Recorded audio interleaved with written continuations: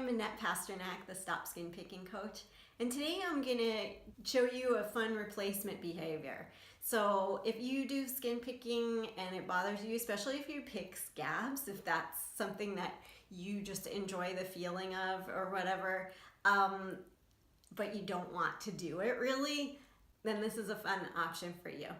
So the idea of a replacement behavior is that that's the best way to break a habit, is if you keep both whatever the cue is for the habit, like your triggers, like whatever places you start picking in or situations, and then at the other end of the behavior there's some reward for it. So there's something that you enjoy from it. And those things you want to keep as similar as possible, but change the behavior so you don't do the behavior that you don't want to do. So let me show you what I've got for you. So you can just put some little glue circles. Whoops. Just like that. If you want bigger ones. I mean, if you want to do little ones, you can just do kind of like a dashed line or something. That goes pretty quickly.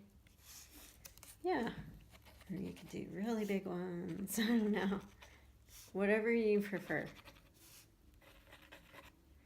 And then you just wait for it to dry, or you can make it go faster in the oven. So these have been in the oven. I don't know if you can see the bumps there. They feel kind of cool. If you just like feeling bumps, you can do that. But then you can just peel them off or pick them off with your fingernails. Ooh. I like to get it from the side though. Oh yeah, there you go. Right? That's kind of satisfying. Yeah, right on. Okay, so be sure to watch my other video on replacement behaviors, which I'll link to. I don't remember which slide. And if you like this video, give it a thumbs up and subscribe to my channel. I've got lots of great videos coming up for you. And please leave a comment if you've got other ideas for replacement behaviors that you do or that you've heard of. And let us know how you like this one. Thanks.